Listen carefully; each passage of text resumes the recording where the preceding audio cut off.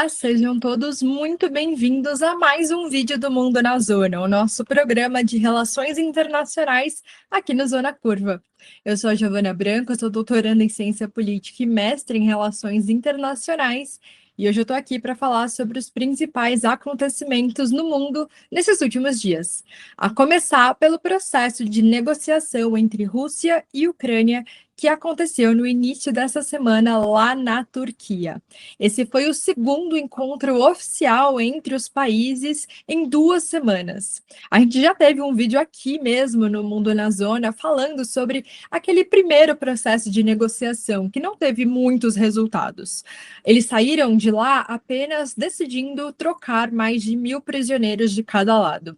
E naquele momento foi um encontro bastante marcante, porque a princípio era para ser um encontro entre os presidentes dos dois países, mas isso não aconteceu. A Rússia enviou apenas diplomatas de baixo escalão para a Turquia para negociação.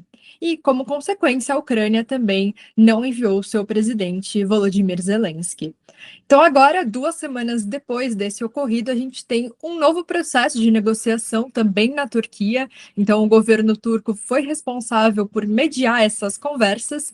E, de novo, a gente sai dessa segunda reunião sem muitas coisas novas em relação a um acordo de paz ou mesmo a um cessar-fogo. Antes mesmo das conversas serem iniciadas, o presidente ucraniano Volodymyr Zelensky reiterou as suas mesmas considerações do primeiro encontro, algo que ele já vem falando há bastante tempo sobre estes processos de paz.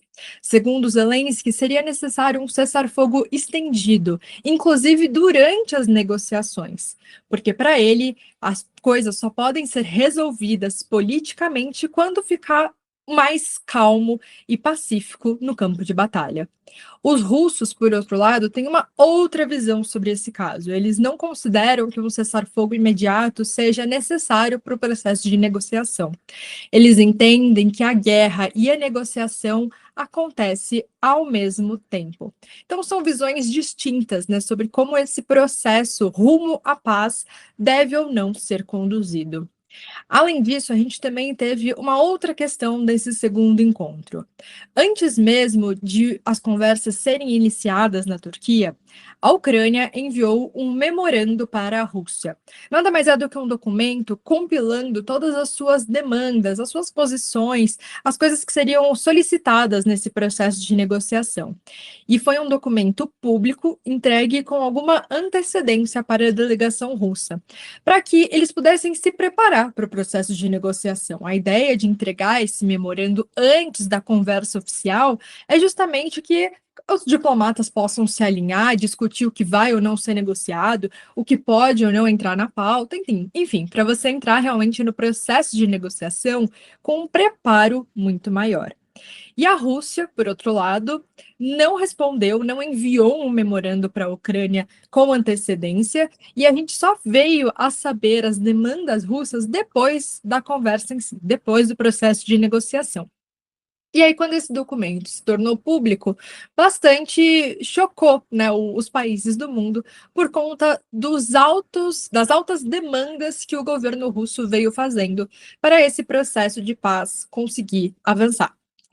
Um dos principais pedidos do governo russo é o reconhecimento internacional das regiões ocupadas pelo exército russo durante esses mais de 3 anos de conflito. A gente está falando das regiões do Donbás, então, e mais também Zaporíжia e Kherson, para além da Crimeia. Tudo isso junto consta mais ou menos 20% do território ucraniano atual. Então, a gente já vem falando que a Rússia tem controle atual sobre essa região e agora ela demanda um reconhecimento internacional de que esse território agora é parte do território russo e, portanto, faz parte do Estado russo. Isso é algo bastante delicado para um processo de negociação. Primeiro, porque nem mesmo a Península da Crimeia foi reconhecida internacionalmente, ela foi ocupada pelos russos em 2014, foi realizado um referendo nesse mesmo ano em que a população da Crimeia escolheu retomar a sua, né, ser de novo parte do território russo, e desde então pouquíssimos países, na verdade, reconhecem a Crimeia como parte da Rússia. E agora os russos, então, querem o reconhecimento dessas 5 regiões no leste ucraniano. Além disso, a Rússia pediu que a Ucrânia tivesse neutralidade em relação à OTAN e que a OTAN colocasse em um documento por escrito que não teria nenhuma intenção de ultrapassar ainda mais as suas fronteiras, de se expandir rumo à Ucrânia. A Rússia pede explicitamente que isso seja um documento escrito. Isso porque lá no fim da Guerra Fria existem ainda algumas dúvidas, mas cada vez mais a gente tem certeza de que de fato existiram conversas e negociações entre o novo, né, Estado russo e os países da OTAN, de que a OTAN não tinha intenção de se expandir para além da Alemanha Oriental. Como a gente bem sabe, a OTAN fez 5 ondas de expansão desde esse período. E os russos, de alguma forma, se sentem traídos, porque naquele momento eles não demandaram um comprometimento escrito da OTAN e acabaram apenas confiando na palavra dos seus negociadores. Então, agora a Rússia demanda esse comprometimento escrito de neutralidade ucraniana. Além disso, o exército ucraniano precisaria de alguns limites, precisaria ter, né, precisaria ser contido de alguma maneira, e seriam realizadas eleições presidenciais na Ucrânia. Essas são as principais demandas da Rússia, demandas muito altas para um processo de negociação e que muito provavelmente não serão atendidas. Isso porque Rússia e Ucrânia estão agora em um grande impasse. O que a Rússia demanda é absolutamente contrário às coisas que a Ucrânia demanda. Então, a gente não tem um espaço de barganha, de negociação possível entre esses dois países. E isso faz com que a gente crie esse cenário de impasse, esse cenário em que, mesmo que a gente tenha negociações, e elas são importantes nesse momento, elas não conseguem gerar resultados críveis para ambos os lados. Então, a gente tem ali um processo de agravamento dessa negociação. Para além disso, antes mesmo da negociação começar e a gente ter todas essas demandas colocadas na mesa, a Ucrânia realizou um grande ataque ao território russo, inclusive mais de 1.000 quilômetros longe da fronteira com o seu país. Essa foi a primeira vez que a Ucrânia conseguiu atingir a Rússia em sua profundidade estratégica. Isso porque na semana passada os países europeus retiraram uma restrição para a Ucrânia de que até então a Ucrânia não podia utilizar armamentos ocidentais para atacar o exército russo no território russo, apenas se defender em seu território. Mas essa restrição foi retirada nesses últimos dias e a Ucrânia então realizou um ataque dentro do território russo. É preciso dizer que esse ataque visou principalmente alvos militares, especificamente bases aéreas russas, e de fato foi muito bem sucedido. Foi um ataque muito criativo da Ucrânia, que mostra assim uma força grande de resistência, de possibilidade de continuar no campo de batalha e ainda assim de afetar diretamente o território russo, colocando em xeque aquela narrativa do governo russo de que a guerra nunca chegou no seu país. Até então, a guerra simplesmente aconteceu na Ucrânia, né? Apenas ali na região de Kursk, na Rússia, que ainda assim a Ucrânia conseguiu, né, avançar com o seu exército. Mas tirando isso, a guerra de fato não atingiu os russos de uma maneira muito profunda. Então, agora, com esses ataques, a Ucrânia de fato coloca isso em questionamento. E a Rússia tem dito que isso atrapalha o processo de negociação. Além disso, a Ucrânia também realizou um ataque subaquático na ponte da Crimeia, que também foi bem sucedido, e foi considerado pelos russos como um ataque terrorista. Então, a gente tem agora um grande impasse político também nesse processo de negociação, na medida em que os russos entendem que a Ucrânia não é mais digna de negociar, que ela continua afetando a população civil russa e, portanto, a Rússia deve responder. Em uma ligação entre Donald Trump e Vladimir Putin, a princípio, Putin teria dito que ele se sente forçado a responder aos recentes ataques ucranianos. Então, a gente pode esperar nesses próximos dias uma elevação da violência dentro do território ucraniano. Agora a gente vai falar sobre a situação em Gaza, que volta a se agravar desde um ataque à população no último domingo. Têm sido feitas várias investigações sobre este incidente fatal que ocorreu no domingo, próximo a um local de distribuição de ajuda humanitária no sul da faixa de Gaza. A princípio, existem suspeitas de que o exército israelense teria atirado em uma multidão de palestinos que estavam próximos a esse recinto de ajuda humanitária em busca de alimentos. São centenas de pessoas feridas e mortas. Além disso, mais de uma dúzia de testemunhas que estavam ali naquele momento disseram que tanto as pessoas feridas no ataque estavam apenas procurando ajuda humanitária e busca da retirada de alimentos nesta região, e que o exército israelense começou uma ofensiva contra a população, atirando contra eles.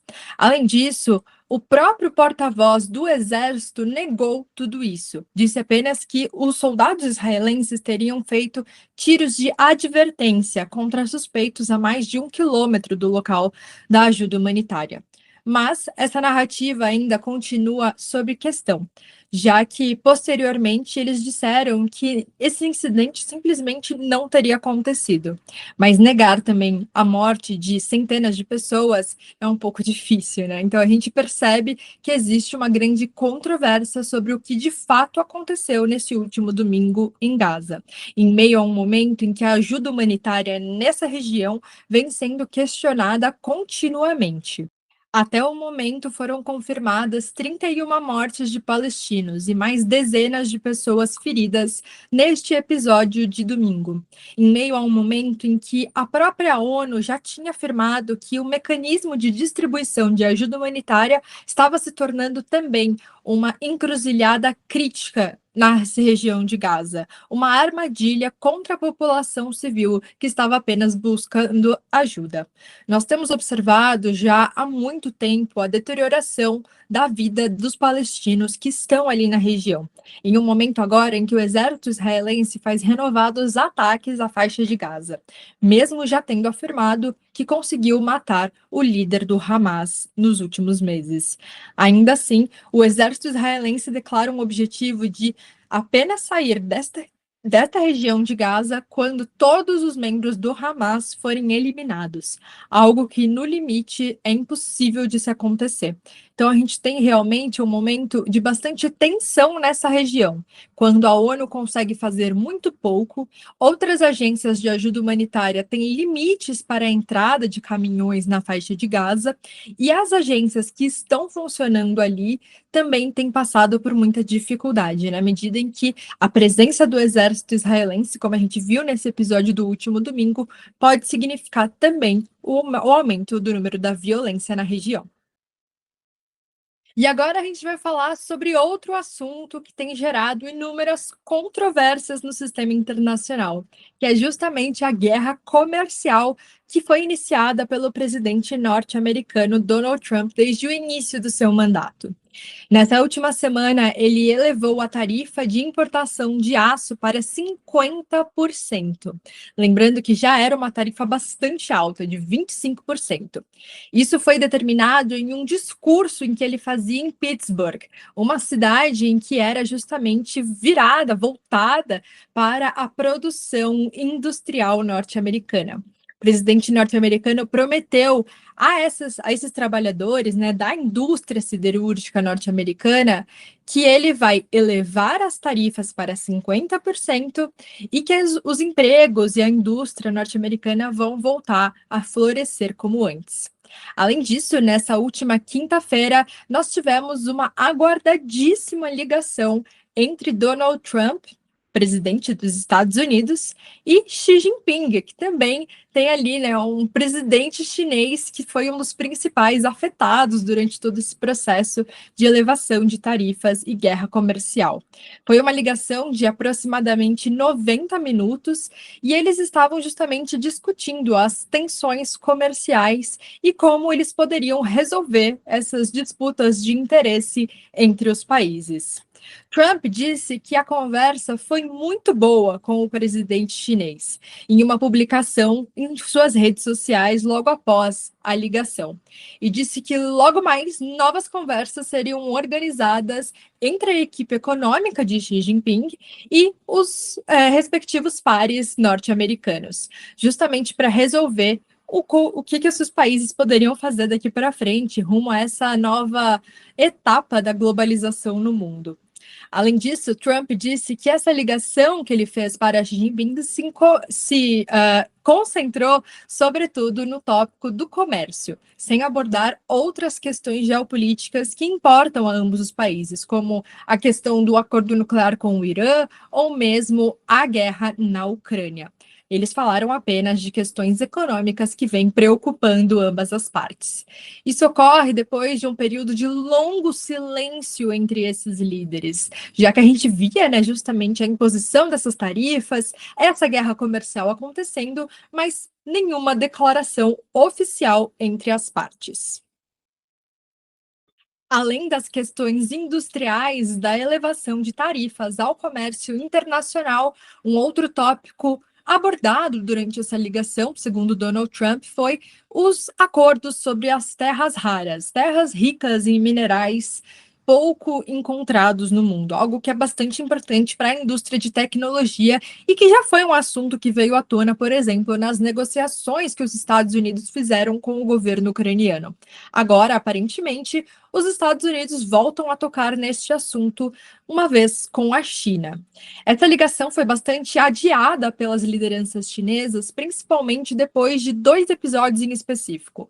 O episódio em que Volodymyr Zelensky foi convidado ao Salão Oval em Washington e teve realmente um momento ali de muita vergonha, né, passada pelo presidente ucraniano, e depois também o segundo vexame com o presidente sul-africano, em que Donald Trump fez acusações falsas, inclusive falou sobre fake news, alegando que a África do Sul estava cometendo um genocídio contra fazendeiros brancos.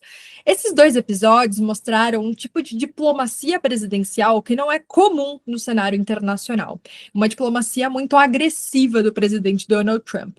E por isso as lideranças chinesas vêm tentando se afastar de qualquer tipo de encontro oficial com o presidente norte-americano.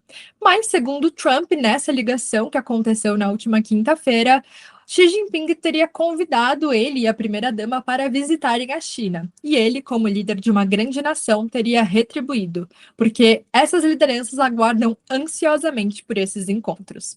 Se a gente realmente vai ter esse encontro acontecendo pessoalmente entre Trump e Xi Jinping, ainda permanece em dúvida, mas o fato de haver algum tipo de aproximação entre esses pares é um bom sinal para o comércio internacional. Espero que vocês tenham gostado do vídeo de hoje. Se vocês tiverem qualquer dúvida sobre esses assuntos, comentem aqui embaixo. E também sugestões para a próxima semana, é só deixarem aqui. Muito obrigada e até o próximo vídeo.